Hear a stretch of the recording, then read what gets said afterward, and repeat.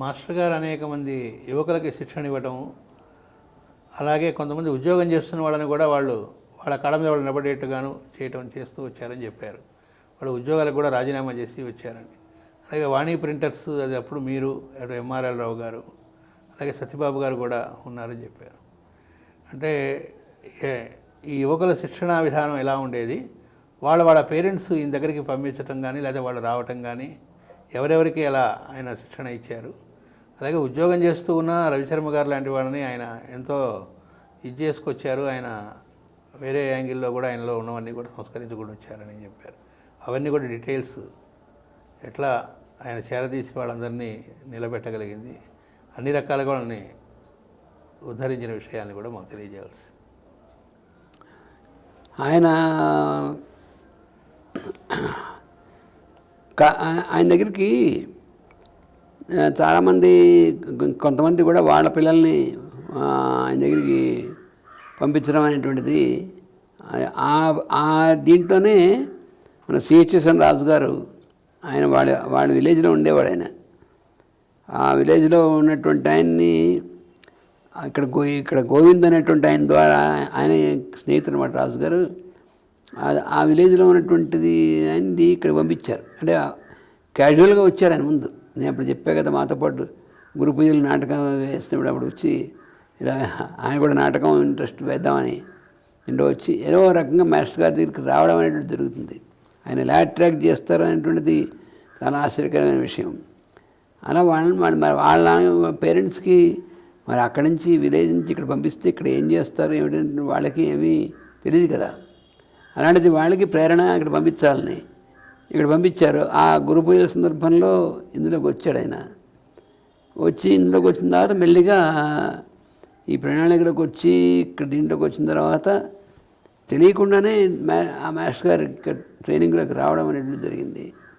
అలా ఆయన వచ్చిన తర్వాత మెల్లిగా కొన్నాళ్ళకి ఆయన తమ్ముడు సత్యబాబు గారు వచ్చాడు.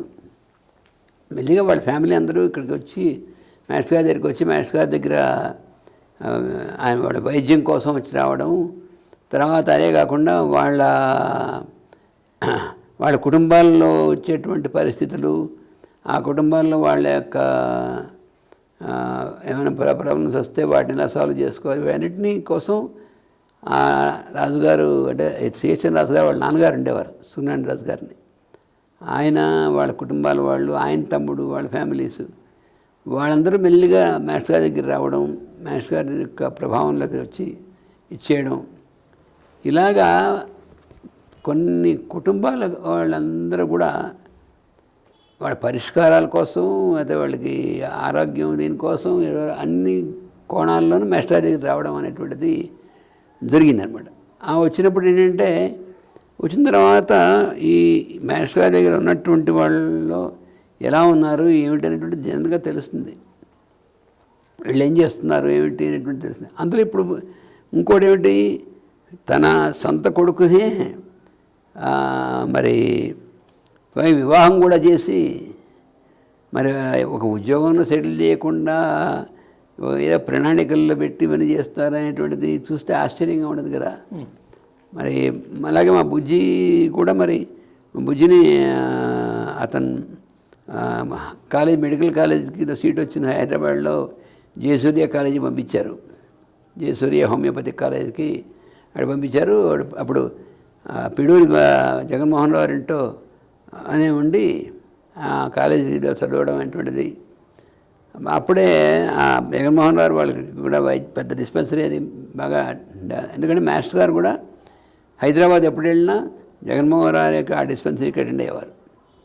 అక్కడ చాలా ఆ కుటుంబాల తాలూకు వాళ్ళందరినీ చూసేవారు. పబ్లిక్ పేషెంట్స్, బయట పేషెంట్స్ వస్తే వాళ్ళని చూసేవారు. వాళ్ళు కూడా జగన్మోహన్ రావు వాళ్ళు కూడా ఆ పేషెంట్స్ కొంతమంది మాస్టర్ గారు చూపించాలన్నటువంటి వాళ్ళు ఉండేవాళ్ళు. ఆయనతో పాటు తయారైనటువంటి వాళ్ళు ఇలాగ హైదరాబాద్లో పెద్ద బృందం తయారయ్యారు అప్పుడు మాస్టర్ గారి యొక్క దీనికి. అందుకని అది కూడా జగద్గురు పీఠం బ్రాంచ్ కింద అక్కడ కూడా స్టార్ట్ చేశారు. ఇలాగ ఏమిటంటే ఒక ఈ ప్రణాళిక అనేటువంటిది, ఈ వైద్య సేవ అనేటువంటిది దీనిలో అలాగే ఈ బుజ్జి తన అక్కడ చదువుతూ జగన్మోహన్ రావుతో ఉంటూ హోమియోపతి కాలేజీలో చదువుతూ అక్కడ కూడా ప్రాక్టికల్గా డిస్పెన్సరీలో ఆయన దగ్గర జగన్మోహన్ రావుతో కూడా ట్రైనింగ్ చూసినటువంటిది. ఇవన్నీ అంటే ఒకేసారి తర్వాత ఇంకోటి ఏమిటంటే మాస్టర్ గారు విశాఖపట్నం వచ్చేసారు. గుంటూరు ప్రాంతం వాళ్ళు అంటే మాస్టర్ గారు గుంటూరు కూడా చాలాసార్లు వెళ్ళేవారు. ముఖ్యంగా రామకోట ఉత్సవాలు జరిగాయంటే మాస్టర్ గారిని తప్పకుండా వాళ్ళు పిలిచేవాళ్ళు. అలాగే శ్రీసభకల్ సొసైటీ వాళ్ళు ఏమైనా సెలబ్రేషన్స్ ఉంటే మాస్టర్ గారిని తప్పకుండా పిలిచేవాళ్ళు. అందుకని మాస్టర్ గారు విశాఖపట్నంలోనే ఇక్కడే స్టాటిక్గా ఉండిపోయి అన్ని యాక్టివిటీస్ ఇక్కడే చేశారు. అంటే మాస్టర్ గారు యూనివర్సిటీలో ఉద్యోగం చేసేంత వరకు ఉద్యోగరీత్యే మరి అంటే అంత కంటిన్యూస్ సెలవు పెట్టడానికి చేసి, కానీ ఆయా ఊళ్ళకి వెళ్తూ వెళ్ళని రావడం అనేటువంటిది, అక్కడ ఉన్నటువంటి వాళ్ళందరినీ వాళ్ళకు కూడా చేయడం అనేటువంటిది మాస్టర్ చేస్తూ ఉండేవారు. ఎప్పుడు అయితే విదేశాలకు వెళ్ళి అక్కడ వ్యాప్తి జరుగుతూ వచ్చిందో అలా ఇక్కడ కూడా అనేక ప్రాంతాలకు అయినప్పుడు పర్యటన చేస్తూ ఉండేవారు. అలాగే ఈ రకమైనటువంటి యాక్టివిటీస్ అన్ని చోట్లకి విస్తరించడం అనేటువంటిది మాస్టర్ గారి దగ్గర నుంచి. ఆ రకంగానే జిఎల్ఎన్ శాస్త్రి గారు మరి ఇక్కడ మాస్టర్ గారి దగ్గర ఎస్ట్రాలజీ వేదం నేర్చుకున్నారు, ఎస్ట్రాలజీ నేర్చుకున్నారు, హోమియోపతి నేర్చుకున్నారు. ఇవన్నీ కూడా సమగ్రంగా ఇవన్నీ కూడా నేర్చుకున్నటువంటి వారిలో చాలా సీనియర్ మోస్ట్ ఆయన జిఎల్ఎన్ శాస్త్రి గారు. ఆయన సహజంగా ఫిజిక్స్లో బాగా నిష్ణాతులు. ఫిజిక్స్ ఇక్కడ యూనివర్సిటీలో పట్టాపుచ్చుకున్నటువంటి ఆయన ఇక్కడ అందుకని ఆయన ఇక్కడ ఉండేవారు, పిహెచ్డీ చేస్తే ఇక్కడ ఉండేవారు. అని అప్పుడు అదైన తర్వాత మాస్టర్ గారి దగ్గర ఇవన్నీ నేర్చుకున్న తర్వాత అకాడమిక్గా ఆయన ఉద్యోగం దానికోసం గుంటూరు వెళ్ళడం అనేటువంటిది. అక్కడ టీజేపీఎస్ కాలేజీ ఆ కాలేజీ ఉంది. ఆ కాలేజీలో జిఎల్ఎన్ శాస్త్రి గారికి ఫిజిక్స్గా లెక్చరర్గా రావడానికి మాస్టర్ గారి దగ్గర చిన్నప్పుడు, అంటే మాస్టర్ గారు చిన్నప్పుడు కాదు, మేము మా చిన్నప్పుడు గుంటూరులో ఉన్నప్పుడు మాస్టర్ గారి దగ్గరికి పున్నారావు గారిని ఒక ఆయన వచ్చేవారు. వారు వైశ్యులు, వారు వ్యాపారస్తులు. వారి అమ్మాయి మాస్టర్ గారికి స్టూడెంట్ ఆవిడ హిందూ కాలేజీలో. అందుకని తెలుగు అవి కొన్ని నేర్చుకొని మాస్టర్ గారి దగ్గరికి వచ్చేవారు. అంతేకాకుండా పూజలకి వాటికి మాస్టర్ గారు పూజ చేసి తీర్థం ఇస్తే మంచిగా వచ్చేవారు. ఆ అమ్మాయి తర్వాత పెళ్ళయిన తర్వాత ఆ అల్లుడు ఆయన డాక్టర్, అలోపతి డాక్టర్. ఆయన కూడా ఇందులోకి వచ్చిన తర్వాత మాస్టర్ గారు అంటే మంచి గౌరవం, ఆధ్యాత్మికమైనటువంటి, అందుకని ఆయన వచ్చేవారు. ఆ తెల్లాకుల జాతీయ కాలేజీ కమిటీలో వాళ్ళకి చాలా ముఖ్యమైనటువంటిది అనమాట. అందుకని మాస్టర్ గారు వాళ్ళతో చెప్తే అప్పుడు వాళ్ళు జిఎల్ఎన్ శాస్త్రి గారికి ఆ కాలేజీలో లెక్చరర్గా ఉద్యోగం రావడం జరిగింది. ఆ తర్వాత అనంతలక్ష్మి గారు కూడా ఆ కాలేజీలో మాస్టర్ గారు దీనివల్లే ఆ కాలేజీలో లెక్చరర్గా ఆవిడ అపాయింట్ అవ్వడం జరిగింది. ఇవన్నీ జరిగాయి. అందువల్ల జిఎల్ఎన్ శాస్త్రి గారు మాస్టర్ గారు ఇక్కడ మాస్టర్ గారి దగ్గర చాలా ఈ ట్రైనింగ్ అది అయ్యి, తర్వాత ఆయన భార్య మాస్టర్ గారి దగ్గర వాళ్ళు చాలా క్లోజ్గా చేసి ఇక్కడి నుంచి అక్కడ గుంటూరు పంపించడం అనేటువంటి జరిగింది. అంటే ఏమంటే ఉద్యోగరీత్యా వెళ్ళి ఆయన యొక్క ప్రొఫెషన్ కోసం కాకుండా ఇవన్నీ ఏవైతే నేర్చుకున్నారో ఇది అక్కడికి వెళ్ళిన తర్వాత గుంటూరులో మరి ఈయన కూడా డిస్పెన్సరీ అక్కడ స్టార్ట్ చేయడం, తర్వాత ఆయన కూడా అక్కడ కొన్ని ప్రవచనాలు స్టార్ట్ చేయడం, ఈ యాక్టివిటీ అంతా కూడా వేదం అందరికీ నేర్పడం, తర్వాత ఎస్ట్రాలజీ క్లాసెస్ కండక్ట్ చేయడం. అంటే అంత ఏదైతే మాస్టర్ గారి దగ్గర నేర్చుకున్నా ఇవన్నీ మళ్ళీ అక్కడ నలుగురికి పంచడం అనేటువంటిది. ఆ రకంగా జిఎల్ఎన్ శాస్త్రి గారు గుంటూరు షిఫ్ట్ అవ్వడం వల్ల జరిగినటువంటిది. అలాగే సరే పుణ్యశాస్త్రి గారు ఎప్పటి నుంచి మరి మాస్టర్ గారి దగ్గర గుంటూరులో ఉన్నప్పటి నుంచి ఇంట్లోనే ఉండి ఇదేంటువంటిది ఆయన బాగా మాస్టర్ గారి యొక్క ట్రైనింగ్ ఈ ఆధ్యాత్మికమైనటువంటిది ఇవన్నీ కూడా ఈ ప్రేయర్స్ అని ట్రైనింగ్ అయినటువంటి ఆయన విశాఖపట్నం గురు పూజ తప్పకుండా వచ్చేవారు. అప్పుడు విశాఖపట్నంలో వేసంకాల సెలవుల్లో వచ్చేవారు. మాస్టర్ గారి దగ్గర ఇవన్నీ ఎప్పటికప్పుడు మాస్టర్ గారు చెప్తుంటే డిక్టేట్ చేసి రాయడం అనేటువంటిది కానీ ఇవన్నీ.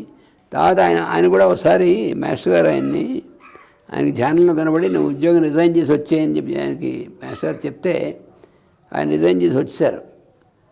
అయితే అప్పటికి పిల్లలు భార్య పైగా అది తెలుగు గవర్నమెంట్ జాబు రిజైన్ చేసి వచ్చేసారు. అందరూ ఆయన తిట్టారు, అదేంటి మీరు రిజైన్ చేసి వెళ్ళిపోతున్నారు, గురువుగారు రమ్మంటే మాత్రం భార్య పిల్లలు పోషించడం ఎలా అని అలా కూడా ఆయనకి ఇచ్చేస్తే ఆయన గురువుగారు చెప్పింది చేయడమే. వచ్చేస్తే అప్పుడు వచ్చాక ఇక్కడ కోరకొండ అని విజయనగరం దగ్గర ఊరుంది, అక్కడ సైనిక్ స్కూల్ ఉంది. ఆ సైనిక్ స్కూల్లో ఈయనకు ఉద్యోగం వచ్చింది. ఉద్యోగం వస్తే అక్కడ ఆ సైనిక్ స్కూల్లో కొన్ని సంవత్సరాలు పనిచేశారు. ఆ తర్వాత మళ్ళీ సైనిక్ స్కూల్లో వదిలేసి మళ్ళీ గుంటూరు వెళ్ళింది. మాస్టర్ గారి పర్మిషన్ వస్తే మళ్ళీ వెళితే మళ్ళీ ఉద్యోగం వచ్చింది ఆయనకి. అది పెద్ద చాలా కష్టం అది. అంటే ఏంటంటే పూర్తిగా ఈయన ఏం చెప్తే చేయడానికి సిద్ధంగా ఉన్నటువంటి వాళ్ళకి వాళ్ళ ఫ్యామిలీకి ఏ ఇబ్బంది లేకుండా ఇలా ఉండేటువంటిది ఎలా జరుగుతుందనేది ఎగ్జాంపుల్స్ అనమాట అవి.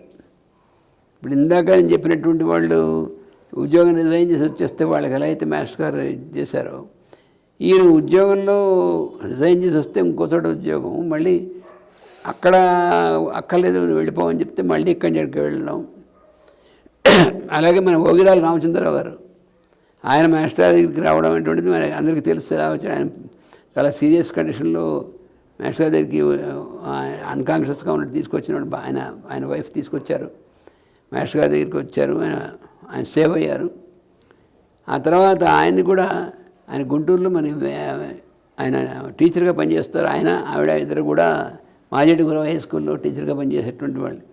నువ్వు అక్కడ జాబ్ చేసేసి సెలవు పెట్టి వచ్చేసాయి అని చెప్పి అక్కడ సెలవు పెట్టించి వచ్చి శ్రీకాకుళంలో ఆయన ఉంచారు కొన్నాళ్ళు. అక్కడ ఈ బాలభాను విద్యాలయం అనేటువంటిది స్టార్ట్ చేసేప్పుడు ఆయన్ని తీసుకొచ్చి ఆయన ప్రణాళిక అవన్నీ కూడా తయారు చేయించి అక్కడ వాళ్ళకి ట్రైనింగ్ ఇచ్చి ఆయన, ఎందుకంటే ఆయన బాగా వెల్ ట్రైన్డ్ పర్సన్ కదా, అందుకని ఆయన అక్కడ పెట్టి అలా కొన్నాళ్ళు వాళ్ళకి అలవాటు అయ్యేదాకా. అది మాస్టర్ గారు క్లాసెస్ కండక్ట్ చేశారు శ్రీకాకుళంలో. అప్పుడు ఈ రామచంద్రరావు గారు మాస్టర్ గారు రమ్మనగానే వచ్చేసి అక్కడ బాలభాను విద్యాలయం ఎస్టాబ్లిష్ అవ్వడానికి వాటికి ఆయన యొక్క ఇది చేశారు. మళ్ళీ కొన్నాళ్ళు అయిన తర్వాత వాళ్ళకి అప్పచెప్పేస్తే నువ్వు మళ్ళీ గుంటూరు వచ్చేయని చెప్పి మాస్టర్ గారు ఎక్కితే మళ్ళీ గుంటూరు వచ్చేసారు. ఇలాగా మాస్టర్ గారు ఆయన రమ్మని ఆయన వదిలేసి వచ్చాడే కొంతమంది. అంటే ఆయన దగ్గర శిక్షణ పొందినటువంటి వాళ్ళు మళ్ళీ ఆయన పర్యటించడమే కాకుండా వాళ్ళు కూడా డిఫరెంట్ ప్లేసెస్కి వెళ్ళిపోయి అక్కడ స్థిరపడి అక్కడ ఆ కార్యక్రమాలను నిర్వహించడం అనేటువంటి ద్వారా కూడా ఈ వ్యాప్తి అనేటువంటిది ఒక పక్కన ఈ యువకులం అంటే మా ఏజీ అలా అయినటువంటిది సిహెచ్ఎస్ఎన్ రాజు గారు తర్వాత ఇలా మేము ఆ ఏజ్ వాళ్ళం. తర్వాత పెద్దవాళ్ళు అంటే ఉదాహరణకి ధారా రామనాథ శాస్త్రి గారు, ఆయన మొట్టమొదటి స్టూడెంట్ గుంటూరులో ఫస్ట్ స్టూడెంట్. ఆయన ఒంగోలు వెళ్ళి అక్కడ కాలేజీ లెక్చరర్గా అక్కడ సెటిల్ అయిపోయారు. ఆయన తమ్ముడు ధారా రాధాకృష్ణమూర్తి గారు, ఆయన లెక్చరర్గా అయ్యి ఆయన చాలా చోట్ల పనిచేశారు. ఆయన గుంటూరులో మొట్టమొదటి చేసి అక్కడ పనిచేశారు. తర్వాత పాలకొల్లో పనిచేశారు కొన్ని సంవత్సరాలు. ఆ పాలకొల్లో పనిచేసినప్పుడు మాస్టర్ గారి ఆదేశంతో నేను బుజ్జిను డిస్పెన్సరీ అక్కడ పాలకొల్లో ఆయన ఒకటి వెళ్ళిన తర్వాత డిస్పెన్సరీ చేశారు. అక్కడికి మేము నెలకోసారి 2 నెలలకోసారి మేము వెళ్ళేవాళ్ళం. నేను బుజ్జి వెళ్ళి ఆయనతో పాటు అక్కడ విలేజెస్లోకి వెళ్ళి విలేజెస్లో డిస్పెన్సరీ సర్వీస్ అవి చేసి వచ్చేవాళ్ళం. ఆయన అక్కడ బృందం తయారయ్యారు. ఆ బృందం అంతా రాధాకృష్ణమూర్తి గారు, ఆ బృందం నేను బుజ్జి మీ అందరం సైకిల్ మీద పాలకొల నుంచి ఆ విలేజెస్కి వెళ్ళి ఈ మందులు కూడా పట్టుకెళ్ళి అక్కడ అంటే విలేజ్ సర్వీసు డిస్పెన్సరీ టూరు అసలు ప్రారంభమైనటువంటిది అదొక నాంది. ఇదంతా కూడా మాకు ఇంచుమించు అంటే బుజ్జిది బిహెచ్ఎంఎస్ అయిపోయి వచ్చేసి తర్వాత అంటే 74 70 ఆ ప్రాంతాల్లో మేము పాలకొల్లు వాటి పక్కకి వెళ్ళాం అంటుండేది 74 75 76 ఆ ప్రాంతాల్లో ఈ వెళ్ళడం అక్కడ వెళ్ళి రావడం. అలాగా ఈ ధారా రాధాకృష్ణమూర్తి గారు ఆ తర్వాత ధారా రాధాకృష్ణమూర్తి గారు విశాఖపట్నం ట్రాన్స్ఫర్ అయ్యి వచ్చారు. కొన్ని సంవత్సరాలు విశాఖపట్నంలో పనిచేశారు. అలా అప్పుడు ఎక్కడికి వెళితే అక్కడ వారి ద్వారా కూడా మాస్టర్ గారి యొక్క ప్రణాళిక అనేటువంటిది. అలాగే మీ మామయ్య గారు, మా మామయ్య గారు రాధాకృష్ణ గారు ఆయనే వాలంటీర్ అన్నారు. ఆయన వైద్య సేవ అనే ఆయన వైద్య సేవ మరి చాలా ఆయన అసలు ఆయన విద్యానగర్లో కొన్నేళ్ళు పనిచేసి అక్కడ ఉన్నారు. మా చిన్నాన్నగారు భరద్వాజ్ గారు ఆయన విద్యానగర్లోనే చేశారు. అక్కడ సాయిబాబా మందిరం అంతగా ఫస్ట్ సాయిబాబా మందిరం అని నిర్మాణం చేసినప్పుడు ఆ సాయిబాబా మందిరం అటువంటి దానికి ప్రతిష్ట దానికి కలశ అంటూ మాస్టర్ గారు పిలిచారు. అప్పుడు నేను నాన్నగారు మేము వెళ్ళి అక్కడ చాలా పెద్ద ఏర్పాటు చాలామందికి జనాలకు వచ్చారు. అక్కడ వెళ్ళాము. అక్కడ మా రాధాకృష్ణమూర్తి గారు మా రాధాకృష్ణ మామయ్య గారు అక్కడి నుంచి మళ్ళీ భీమవరం వచ్చి అక్కడ సెటిల్ అయిపోయారు. భీమవరం కాలేజీలో ఉద్యోగం వచ్చింది. మాస్టర్ గారు చెప్పారు నువ్వు భీమవరం సెటిల్ అయిపోయి భీమవరం వచ్చేసి అక్కడ సెటిల్ అయిపోయారు. ఆ భీమవరం వచ్చి సెటిల్ అయిన తర్వాత అక్కడ ఆయన వైద్య సేవ ప్రారంభించారు మాస్టర్ గారి యొక్క ఆదేశంతో. ఎందుకంటే మాస్టర్ గారి దగ్గర నేర్చుకున్న వాళ్ళు సీనియర్ మోస్ట్ ఆయన. ఆ వైద్య సేవ ప్రారంభించిన తర్వాత ఆయన తెలుగు రీడర్గా పనిచేశారు అక్కడ కాలేజీలో. కానీ ఆయన అక్కడ డాక్టర్ హోమియోపతి డాక్టర్గా చాలా ప్రసిద్ధి ఆయన. ఎక్కడెక్కడ చుట్టూ ఉన్నటువంటి పల్లెటూళ్ళ నుంచి అక్కడి నుంచి కూడా చాలామంది పేషెంట్స్ ఆయన దగ్గరికి వస్తే ఆయన చాలామందికి ట్రీట్మెంటు ఆయన కూడా ఆయన భార్య కూడా ఆయనతో సహకరించి ఆవిడ కూడా చేస్తే అంటే మామూలుగా మిగతా వాలంటీర్స్ కొంచెం తక్కువ ఉండేవాళ్ళు అక్కడ ఆ భీమవరంలో. ఎవరో ఒకళ్ళు ఇద్దరు ఉండేవాళ్ళు. కానీ ఆయన మాత్రం మాస్టర్ గారి దగ్గర నేర్చుకున్నటువంటి ఇదంతా కూడా ఉపయోగించి పూర్తిగా డెడికేట్ అయ్యి ఆయన ఆ తర్వాత ఆయన భార్యకి అనారోగ్యం అది ఉండి అంతగా చెప్పినా సింగిల్ హ్యాండెడ్గా అక్కడ ఉద్యోగం చేసుకుంటూ భార్య చేసుకుంటూ పిల్లల్ని వాళ్ళని ట్రైనింగ్ చేసుకుంటూ ఈ వైద్య సేవ చాలా బాగా చాలామందికి చాలా రోగాలు అక్కడ తగ్గించడం.